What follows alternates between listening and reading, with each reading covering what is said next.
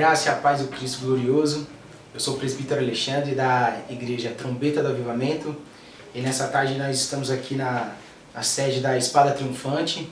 Eu também sou um colaborador da sede da Espada Triunfante e nós vamos analisar o livro Calvinismo Recalcitrante, esse livro aqui do pastor Flávio Martinez.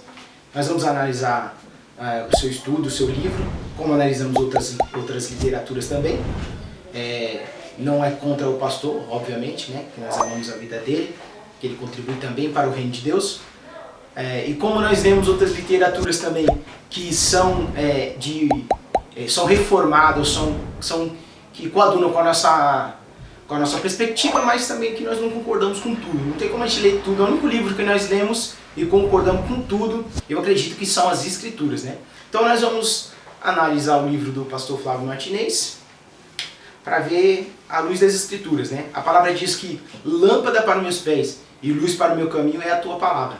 Que essa luz possa iluminar nossos pensamentos, nossos corações aqui nessa tarde, que nós estamos gravando aqui, para que nós possamos entender melhor um pouquinho sobre o livro, sobre a teologia, sobre a soteriologia, para que Cristo venha nos abençoar. Amém? Vamos lá. Eu vou começar aqui na página 35 do livro do pastor Flávio.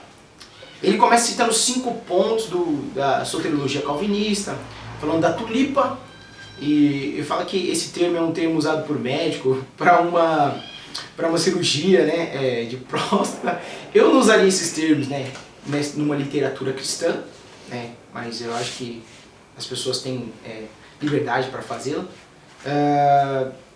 E ele começa também, depois ele vai dizendo que esse termo é muito usado na teologia, conhecido pelos calvinistas, como 5 pontos da soteriologia calvinista. Então, irmãos, nós vamos analisar esse evangelho à luz da graça de Deus, à luz do Espírito Santo. E nós vamos analisar o que ele diz aqui na página 37 e 38. Ele vai citar o livro de Norman Geisler, esse teólogo. Nós vamos analisar o que ele diz. Mas vamos analisar o que o teólogo, Norman Geisler, o apologista Norman Geisler, diz sim. O Ezequiel Gomes também escreveu um livro falando refutando o John Piper. Então, e uma das bases da apologética é o quê? Ninguém tem uma teologia perfeita. Ninguém é. Aquele que diz que é dono da verdade, essa é uma das bases da apologética. Aquele que diz que é dono da verdade é seita. Então, nós não somos dono da verdade. Então, é com base nisso também que nós vamos analisar aqui o que o teólogo Norman Geisler disse. Vamos ver lá o que o Norman Geisler disse. Vamos ver se está de acordo com as Escrituras também. Esse tremendo apologista, um teólogo de muita bagagem, um cara que tem contribuído muito aí, mas vamos ver o que ele disse aqui. Ele vai dizer, o Norman Geisler, ao contrário do que os certos calvinistas, a fé não é um dom de Deus, que Deus oferece somente a alguns, todos têm responsabilidade de crer. E para fundamentar essa crença de que todos têm a responsabilidade de crer, ele começa a citar versículos em que quem crê nele não é condenado, que Jesus chamou a todos. Esses versículos nós já conhecemos, nós já sabemos disso tudo, mas o que a doutrina bíblica diz? E ele fala dessa cegueira aqui, e qual Isaías diz? E ele fala que a cegueira o homem causa, presta atenção, foi a própria incredulidade do homem que lhe causou a cegueira. Irmãos, é impossível isso. Então o homem nasce com os olhos abertos, espiritual, e depois ele mesmo causa a cegueira nele? O vaso se formou sozinho? Então não faz consonância com as Escrituras. Não tem como. O que essa Escritura diz? A fé é um dom de Deus. Efésios 2, versículo 8, 9. A Bíblia diz também que a fé não é de todos. Jesus também, João, capítulo de 17, versículo 9, ele diz, não oro por todos, mas por aqueles que o Pai me deu. Então nós vemos que a fé é um dom. Charisma, do grego, é um dom. E um dom, a gente sabe que não é todos, né? A línguas estranhas, ou a glossolária, é um dom, né? E aí, todos têm esse dom? Não. Riqueza é um dom. Todos são ricos? Não. Todos têm fé? Não também. Nem todos podem ter fé. Então, Norman Geisler, ele nesse quesito aqui, eu acho que ele naufragou aqui. Não só Norman Geisler, mas aqueles que apoiaram. Ninguém pode pegar alguém como um mártir ou alguma coisa assim para seguir de tudo que crê. Tudo que a gente lê, o único livro que eu leio e creio em tudo, eu já disse isso aqui, é as Escrituras, né? Então, nós não concordamos com o Norman Geisler e as Escrituras não concordam com o Norman Geisler, né? Sobre o livre-arbítrio, o Norman Geisler, no livro Eleitos Malíveis, assegura que o homem tinha livre-arbítrio antes da queda e pós-queda. Olhei. Embora alguns pensem que se realmente o homem era livre, então não tinha que ter mandamento nenhum. Por que tinha mandamento, se ele era livre realmente? Então, alguns asseveram aí que o homem nem no Éden tinha livre-arbítrio. E nós vamos continuar analisando o livro e fazer uma reflexão sobre o livro, sobre as páginas do livro, sobre o escrito do calvinismo recalcitrante. Nós paramos na página 35, somos até a 36, onde ele fala que essa é uma doutrina que incita a ódio nas pessoas. E lá embaixo, na página 36, ele fala da queda, a queda do homem fez o homem autômato, o homem já é uma máquina, o homem não é mais livre, o homem não tem livre-arbítrio. Diz que o calvinismo ensina isso, que o homem não tem livre-arbítrio, que o homem é uma máquina. Então, e ele conjectura assim que o calvinismo diz que o homem está morto, e realmente está morto. Nós vamos tentar provar isso aí, essa é uma das doutrinas, né? Que está morto. Mas ao dizer isso, ao calvinismo dizer que o homem está morto, o calvinismo esquece que se o homem está morto para responder à graça de Deus, ele também estará morto para responder pelos seus pecados. Mas será que é isso mesmo? Será que é assim que as Escrituras nos ensinam? Será que a Bíblia ensina isso para a gente?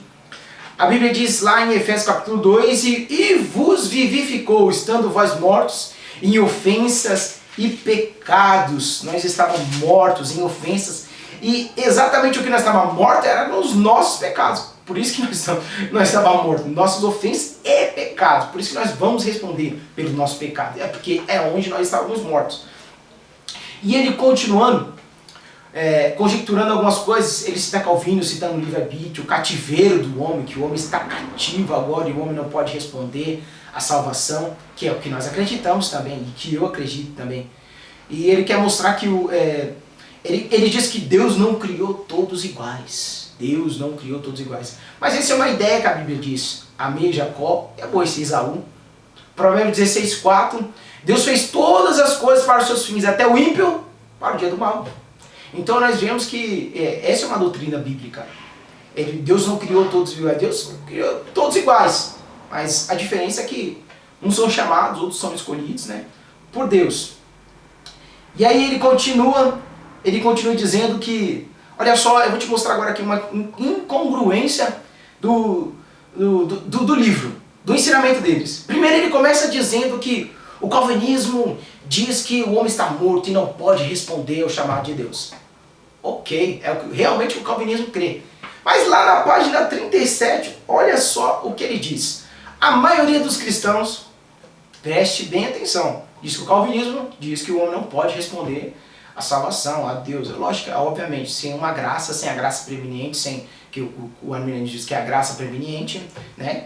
Nós não cremos, nós cremos em outro tipo de graça, a graça efetiva, que Deus realmente salva. E aí ele diz assim, ó, a maioria dos cristãos, isso é o pensamento deles, entende que o homem é um ser caído e precisa da graça de Deus para receber a salvação.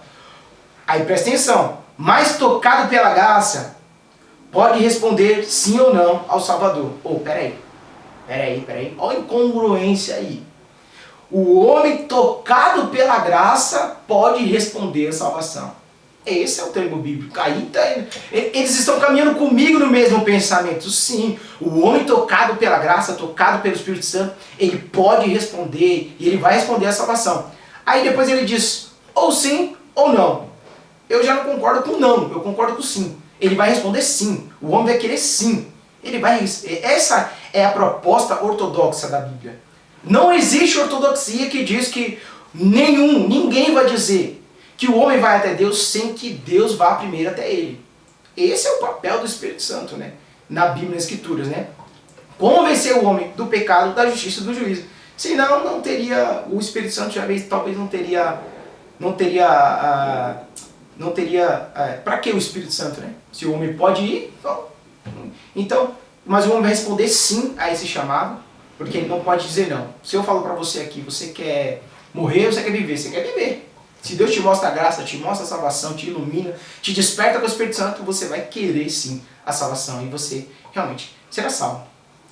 Então você vê incongruência. Primeiro ele diz que ele defende que o homem pode ir, depois ele diz que o homem só pode ir se é tocado pela graça. Aí você percebe a incongruência nos pensamentos dele. E primeiro ele diz que vai, que o homem vai sozinho, e depois ele diz que o homem precisa da graça de Deus, que é o que nós cremos. E luta é uma luta contra eles mesmos. Amém? Nós vamos continuar analisando aqui a partir da página 37, um pensamento calvinista, do outro lado do calvinismo. Até uma próxima, um grande abraço e a paz no seu coração.